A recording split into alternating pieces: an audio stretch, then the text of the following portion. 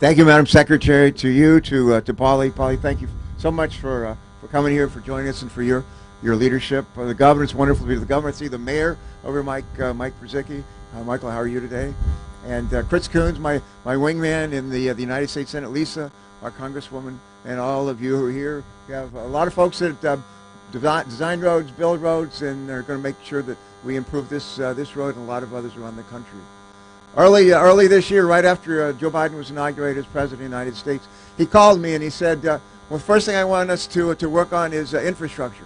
He said, roads, highways, bridges, water, wastewater, flood, climate. He said, I want us to be able to work on infrastructure. And I said, I'm with you, man. And he said, we want your committee, the Environment and Public Works Committee, which has jurisdiction over all the things that I just mentioned. He said, we want your committee to go to work and really serve as an example for the rest of the Senate and the House as to how to get things done. And he asked us if we could maybe get a bill out of committee by Easter. And he said, we'll go to work on it. And we did, working with Shelley Capito, who's a Republican from West Virginia, the senior Republican on our committee. We reported out about 3 months later, unanimously, wastewater, drinking water legislation, flood control legislation, unanimously. Not a close vote, not a tie vote, not just a party line vote, unanimously. We reported out, in addition, legislation for roads, highways, bridges, first ever climate title in a service transportation bill, unanimously. We took the bills to the Senate floor, passed the water infrastructure legislation 89-2. Do you know how often we pass bills 89-2? Not very often. And those bills together served as the foundation on which our bipartisan infrastructure bill was built, which passed finally with bipartisan support in the Senate then, and ultimately in the House, and the President signed it on a very cool Monday last week in front of the White House. What does this really mean for people? Too many people around the country, they got up this morning, they turned on the faucet in their homes, and the water that came out was not fit to drink. Too many people tried to get to work, traffic jams, roads in bad condition. They got there late, and maybe in some cases, not at all. We have a lot of vehicles that go around the country spewing up poison into the air, and also a lot of carbon dioxide. I went to Ohio State University. We have a Polar Research Institute there that tells us the level of carbon dioxide in our planet is higher than it's ever been in 300,000 years we've been keeping records. Highest ever. What do we do about it? Well, one of the things we're going to do is we're going to electrify a lot of vehicles. GM has announced. Chrysler has announced. Ford has announced. But beginning in 2035, they'll be building no fossil fuel vehicles. It'll all be electric. It'll all be hydrogen. And the question is, can we take that transformation and do something good about it, like making jobs?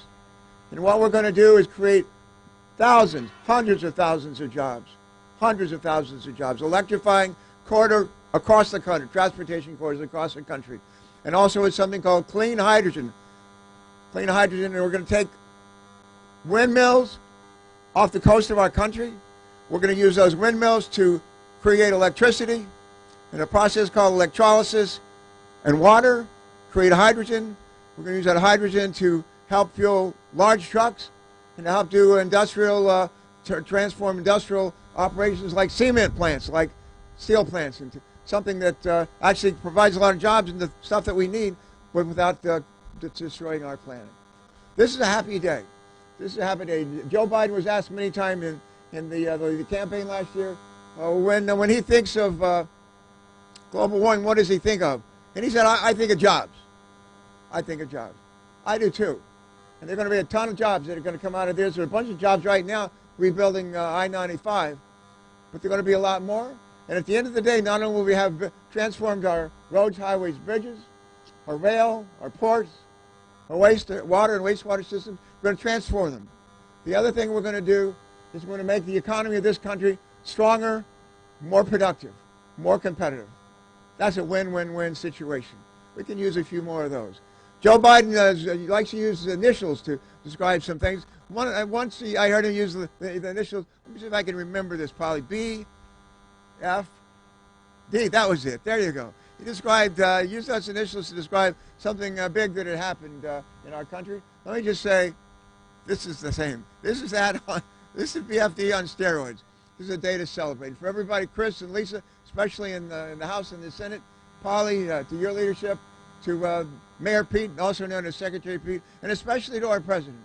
If you hadn't made that call to me and said, let's get this done, we can do this together. And you know what? We have. Let's celebrate this day. Thank you so much. God bless you all.